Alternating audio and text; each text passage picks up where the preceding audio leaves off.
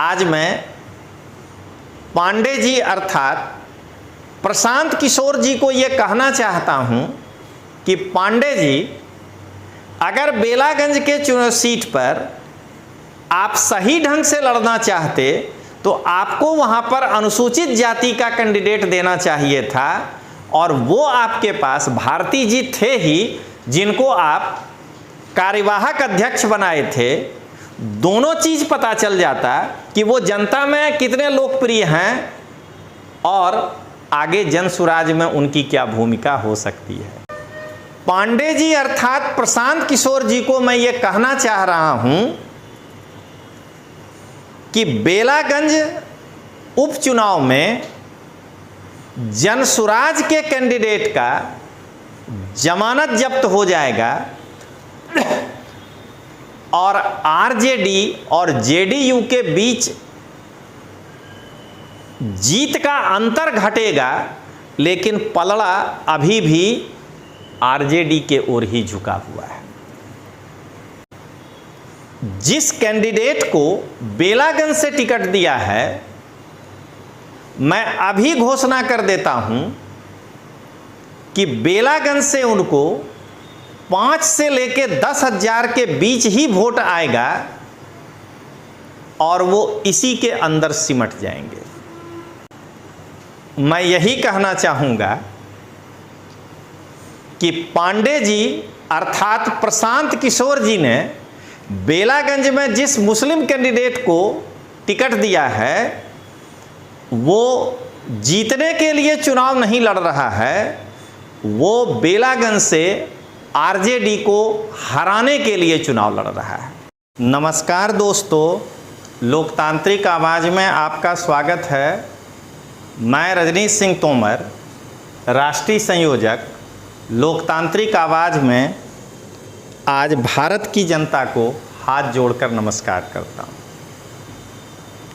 भारत की जनता में बिहार की जनता शामिल हो गई, लेकिन आज चूँकि डिस्कशन बिहार पे है तो बिहार की जनता को एक बार अलग से मैं नमस्कार कर रहा हूँ। दोस्तों, आज का विषय है बिहार के बेलागंज उपचुनाव के बारे में चर्चा करेंगे कि पांडे जी ने उतारा है उम्मीदवार।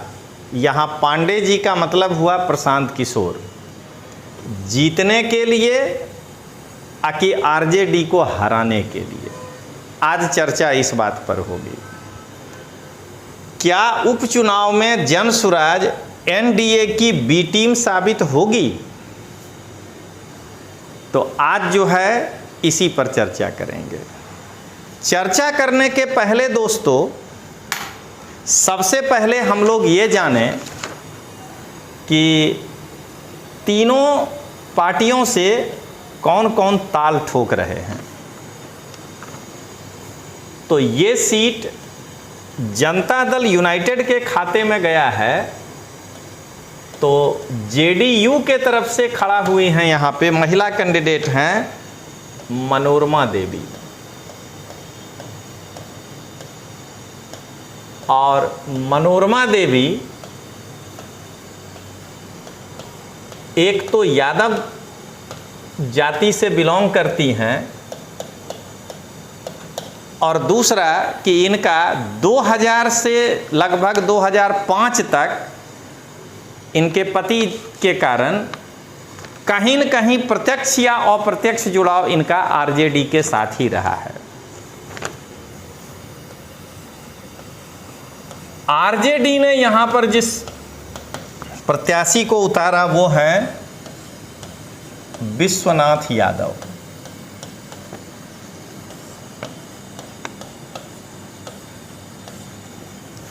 इस बात की आशंका प्रशांत किशोर अर्थात पांडे जी को पहले से थी कि आरजेडी तो वहाँ से यादव कैंडिडेट ही उतारेगा, और उनको ये कहीं न कहीं अंदर से लग रहा था या उनको पता भी होगा कि नीतीश कुमार जी भी यहाँ से यादव कैंडिडेट ही उतारेंगे। तो एमवाई समीकरण जो यादव और एमवाई है आरजेडी का, उसके अंदर घुसने के प्रयास से पांडे जी ने यानी जन सुराज ने जो कैंडिडेट उतारा वो हैं खिलाफत हुसैन,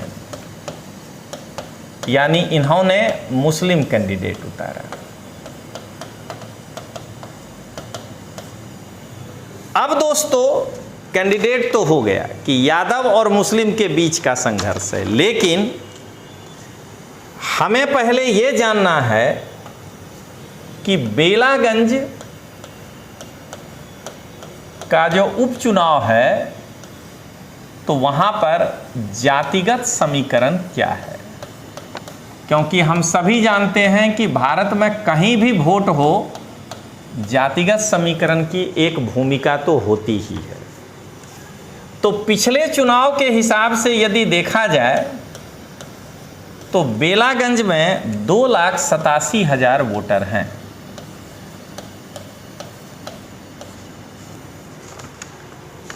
उसमें सर्वाधिक संख्या में यादव वोटर हैं और वो 70,000 हैं। उसके बाद जो है मुस्लिम वोटर हैं जो 62,000 हैं। यही MY कॉम्बिनेशन RJD के जीत का कारण बनता है। अनुसूचित जाति वर्ग के जो वोटर हैं वो काफ़ी संख्या में हैं, यहाँ 50,000, यानी इनकी निर्णायक भूमिका है। कोयरी और दांगी ये मिलकर हैं यहाँ 25,000। भूमिहार जाति से जो यहाँ पे वोटर हैं वो हैं 20,000। अन्य पिछड़ी जाति के जो वोटर हैं वो मैं यहाँ लिख रहा हूँ, ये बाद में बताऊँगा क्यों लिख रहा हूँ। अन्य पिछड़ी जाति के जो वोटर हैं वो हैं 20,000। राजपूत यहाँ पर ये हैं 15,000। बनिया यहाँ पे 10,000 और ब्राह्मण 5,000 और अदर जो भी हों। ये है यहाँ का जातिगत समीकरण। मैं 2 भागों में बांटा, आप समझ गए होंगे कि ये वोट करेंगे RJD के तरफ। अब इसमें वोटर जितना टर्नआउट हो, लेकिन ये जाति इधर जाएगी और ये जो जाति है 50, 20, 70, 5, 75, 5, 80, 10, 90, 1,10,000, 1,20,000, 1,25,000 के आसपास इधर। तो 2 लाख और 33 और 25 57, 67, 57 और 20, ये और कुछ अन्य हैं। तो क्या देख रहे हैं कि ये जो वोटर हैं ये JDU की तरफ हैं और ये वोटर जो हैं ये RJD के तरफ हैं। और इनके बारे में अभी कहा नहीं जा सकता है कि ये किस ओर जाएंगे। तो अगर आप वोटर के टर्नआउट के आधार पर देखिए तो पिछले चुनाव में सुरेंद्र यादव जी RJD से खड़े हुए थे, जो बाद में सांसद हो गए। उनको 79,708 वोट मिला है और पिछले विधानसभा चुनाव में। और JDU के तरफ से जो अभय सिन्हा जी खड़े हुए थे उनको 55,000 वोट मिला था और 55,745। और चिराग पासवान जी उस बार JDU के विरोध में थे तो उनके कैंडिडेट को भी 12,005 वोट आया था। तो अगर पिछला चुनाव में चिराग पासवान जी जैसे इस बार पूरा NDA एक होकर के लड़ेंगे, अगर लड़े होते तो 5, 5, 0, 4 ये 7 है तो 7, 5, 2, 7, 5, 1, 6 तो 8-10 हज़ार का गैप आता। अब पांडे जी जो दिमाग लगाए हैं, प्रशांत किशोर जी ने जो दिमाग लगाया वो ये कि अगर इस 62,000 में हम 10,000, 5 से 10,000 के बीच भी डेंट कर दें तो ये देख रहे हैं ये मामला आ जाता है बराबरी पे। या अगर हम यहाँ 5,000 भी जो है वोट काट लें, क्योंकि इनके कैंडिडेट को इससे ज़्यादा वोट आएगा नहीं, तो अगर हम 5,000 वोट भी काट लें तो ये हो जाता है 1/28। मामला जातिगत समीकरण में करीब हो गया। ये अन्य पिछड़ी जातियों को किसी तरह जेडीयू मैनेज करेगा, और अगर ये इस तरफ चला गया तो आरजेडी का एक मजबूत गढ़ को गिराया जा सकता है। पांडे जी का यही था। लेकिन अगर आप हमारे हिसाब से देखिएगा तो मैं यही कहूँगा कि मुस्लिम वोट पांडे जी तो सोचे थे कि 20,000 कट जाएगा प्रशांत किशोर, लेकिन मुझे लग रहा है कि ये 5,000 से ज़्यादा नहीं कटेगा।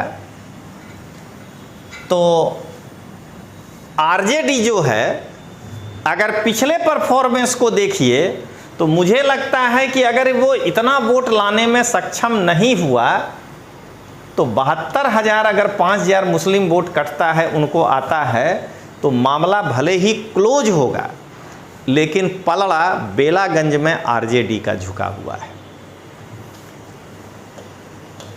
इस एनालिसिस के बाद दोस्तों मैं यही कहना चाहूँगा कि पांडे जी अर्थात प्रशांत किशोर जी ने बेलागंज में जिस मुस्लिम कैंडिडेट को टिकट दिया है वो जीतने के लिए चुनाव नहीं लड़ रहा है, वो बेलागंज से आरजेडी को हराने के लिए चुनाव लड़ रहा है। दोस्तों आज मैं एक बात और कहूँगा कि पांडे जी अर्थात प्रशांत किशोर जी ने जिस कैंडिडेट को बेलागंज से टिकट दिया है, मैं अभी घोषणा कर देता हूं कि बेलागंज से उनको 5 से लेके 10,000 के बीच ही वोट आएगा और वो इसी के अंदर सिमट जाएंगे। पांडे जी अर्थात प्रशांत किशोर जी को मैं ये कहना चाह रहा हूं कि बेलागंज उपचुनाव में जनसुराज के कैंडिडेट का जमानत जब्त हो जाएगा और आरजेडी और जेडीयू के बीच जीत का अंतर घटेगा, लेकिन पलड़ा अभी भी आरजेडी के ओर ही झुका हुआ है। और अंत में मैं पांडे जी अर्थात प्रशांत किशोर जी को ये कहना चाहूँगा कि आज आप बेलागंज सीट पर जब एक मुस्लिम कैंडिडेट को उतारे तो आप पूरी तरह एक्सपोज हो गए कि आप बीजेपी की बी टीम हैं, क्योंकि वहाँ 50,000 वोट अगर मुस्लिम का वोट देखकर ही आप उतारे 62,000, तो 50,000 वोट एक दलित वर्ग का भी है, तो आप एक अच्छे दलित वर्ग या जो आपके कार्यवाहक अध्यक्ष थे उनको क्यों नहीं उतार दिए। आज मैं पांडे जी अर्थात प्रशांत किशोर जी को ये कहना चाहता हूँ कि पांडे जी अगर बेलागंज के सीट पर आप सही ढंग से लड़ना चाहते तो आपको वहाँ पर अनुसूचित जाति का कैंडिडेट देना चाहिए था, और वो आपके पास भारती जी थे ही जिनको आप कार्यवाहक अध्यक्ष बनाए थे। दोनों चीज़ पता चल जाता कि वो जनता में कितने लोकप्रिय हैं और आगे जनसुराज में उनकी क्या भूमिका हो सकती है। तो चलिए दोस्तों, आज के लिए इतना ही, मिलते हैं, तब तक के लिए जय हिंद, जय बिहार।